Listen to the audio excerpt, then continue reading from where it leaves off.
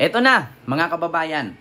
Luzon, Visayas, and Republic of Mindanao, Province of Netherlands, nidigong ang Davao City. Mga kababayan, ito po ngayon ang pumapasok na balita na kung saan, si Bato na daw ang sunod na aarestuhin at ilalabas na daw ang warrant of arrest sa kanya soon as possible. According po dito mga kababayan sa isang balita na akin pong nakalap, ay ito po yung nakasaad, September 23, 2025, Attorney Cristina Conte to Senator Bato, tag as Duterte's co-perpetrator, ICC arrest warrant out soon. Nako po. Ito po kasi mga kababayan ay nagmula po ito sa post or Facebook post ng isang Batas PH. So ito po mga kababayan nakasaad po, ayan, nasa ating screen, kung nakita nyo po ang nakalagay sa Batas PH. So, ito po babasahin ko lang. Arrest warrant versus Bato out soon, according kay Attorney Cristina Conte. ICC Assistant to Counsel Cristina Conte revealed that former PNP chief and now Senator Bato de la Rosa is tagged as one of the co-perpetrators for crimes against humanity charged in connection with his alleged role in the Duterte administration's bloody war against illegal drugs. So in a statement, Conte, Managing Counsel at the National Union of People's Lawyer or NUPL, and who represent several families of drug war victims, said warrant of arrest against personalities involved in the case are likely to be issued soon. Nako po mga kababayan. Conte said Duterte ICC case is entering a decisive phase following the formal filing of 3 counts of crimes against humanity charge for the acts of murder, attempted murder against Digong. Nako po. This charge stemmed from the 49 incidents committed in Davao, Manila, Quezon City, Bulacan, and where 78 persons were shot and killed by police member of the Davao Death Squad or DDS or the missionaries. Also mentioned in the dictated document containing the charge or DCC is a certain Aguirre or Aguirre who who according to Conte is referring to Duterte's Justice Secretary Vitaliano Aguirre, who is clearly involved in the taking the Davao Death Squad killings nationwide. Nako, si Vitaliano Aguirre pala. Damay dito at si Bato. Nako po mga kababayan, the DCC also highlight the role of the other personalities involved and potentially 8 other named co-perpetrators, former PNP chief and now Senator Bato de la Rosa and former Justice Secretary Vitaliano Aguirre II were named in the DCC because of their clear involvement in taking the Davao Death Squad killings nationwide. A clear argument that warrant should also be issued against them, Conte said.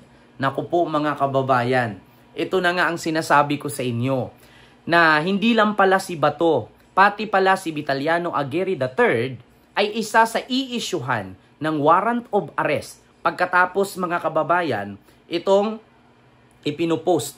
Nakita nyo naman sa ating screen, ayan po mga kababayan, si Bato. Not only for Bato pa pala mga kababayan, kasali pala dyan si Vitaliano Aguirre. Kasi isa din pala siya sa itinalaga ni Digong na biglang high ang posisyon at kasabwat or kasama sa pagkakaroon ng patayan dito sa war on drugs ni Digong. Nako po mga kababayan. At ito pa nga mga kababayan, nakasaad po dito na kung saan ito po ang dito mga kababayan ay si Digong, andito yung niya, De la Rosa Aguirre. Ito, papanood ko rin sa inyo mga kababayan. Balita din po ito mula sa ayan. Aguirre sa detalye ng kaso ni dating Pangulong Rodrigo Duterte sa International Criminal Court. Sa public redacted version, nakasaan ang tinatawag na common plan ng dating Pangulo at mga kapwa-akusado laban sa mga sinasabing drug suspect. Bagamat walang first name, kinilala ang isang De la Rosa bilang dating PNP chief. Patay. O siya na nga siguro yun.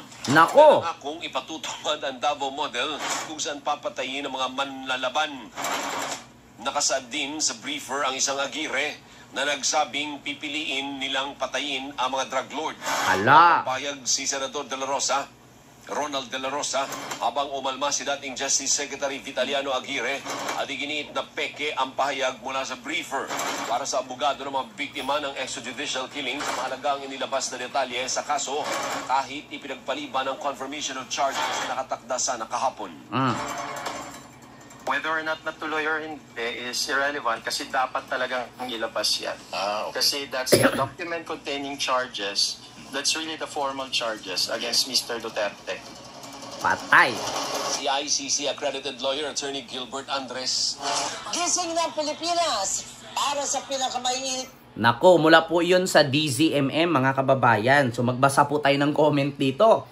Kung ano po ang nandito sa comment ng DCMM mga kababayan. Wait lang ha. Saan dito? Hindi buong-buong pagbigyan ng ICC. Nako po.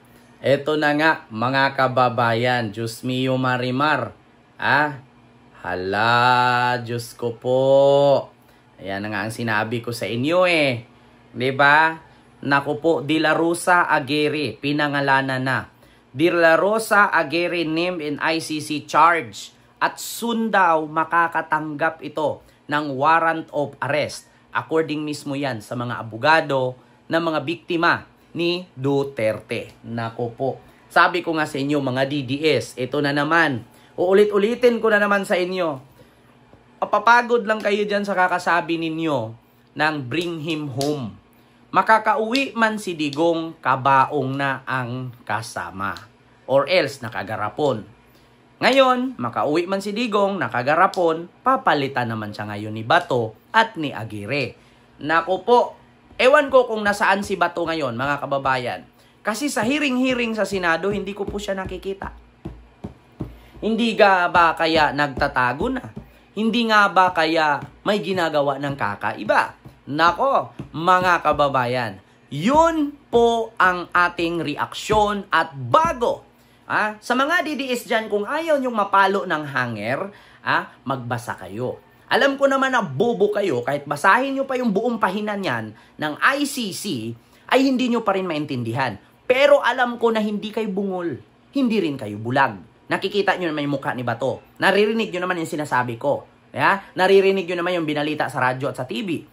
So, hindi kayo bulag, hindi kayo bungol, pero bobo nga kayo.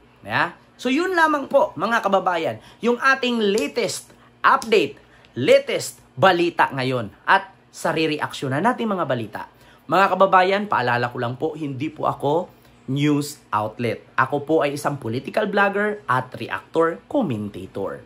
Yun po yun, nagre-react lang po tayo, nagko-komento lang po tayo. So meron ba tayong dapat aabangan? Meron ba tayong dapat babantayan? Meron po. Bantayan po natin na hindi makatakas si Bato. At aabangan po natin kung kailan po aarestuhin si Bato at kung kailan po darating ang warrant of arrest ni Bato. Nako po mga kababayan, ito na nga ang sinasabi ko, papayag nga ba si Senador Bato de la Rosa na aarestuhin ng ICC kasama ng Interpol? Papayag nga ba si Bato de la Rosa na ikulong kasama si Digong? Nako mga kababayan, ito ang aking nararamdaman, parang parang mag-reunion na nga sila doon. Nako po, Diyos ko, saan kaya si Bato magtatago, mga kababayan? Yan lang ang aking tanong ha. Imposibleng hindi magtatago yan. Sabi niya nung una, Mr. Trillanes, puro kalangak-ngak dyan, puro kalangal-ngal. Hulihin mo ako, ganyan, samaan mo ako, pusasan mo ako. Ngayon, magpapapusas kaya? Magpapahuli kaya? Abangan po natin, mga kababayan, ang susunod na kabanata. Parang pakilamdam ko mga kababayan, itong mga DDS senador, parang unti-unting mauubos to. Yun lang, according sa aking narinig, unti-unting mauubos itong DDS senador. Ilan lang naman DDS senador dyan? Dalawa lang naman. Si Bato lang naman at si Bongo. Oo, pumapangatlo itong si Marcoleta, hindi ko rin naalaman kasi nung nakaraan, tinanggi niya na hindi daw siya parte ng Duterte Block. Diba? So yun lamang po mga kababayan, yung aking reaksyon ngayon. Hindi ko po masyadong habaan. According po mismo kay Attorney Cristina Conte, si Senator Bato de la Rosa, tag as Duterte co-perpetrator sa ICC arrest warrant na lalabas daw ang arrest warrant soon. Kay Bato at kay Aguirre. Naku po, mga kababayan. So yun lamang po sa mga susunod po natin, no, na update, mga kababayan. Huwag kalimutan mag-follow para mapanood niyo ang mga susunod nating i-update na mga balita at re-reaksyonan na mga balita. Maraming salamat and see you next vlog. God bless. Thank you. Bye-bye.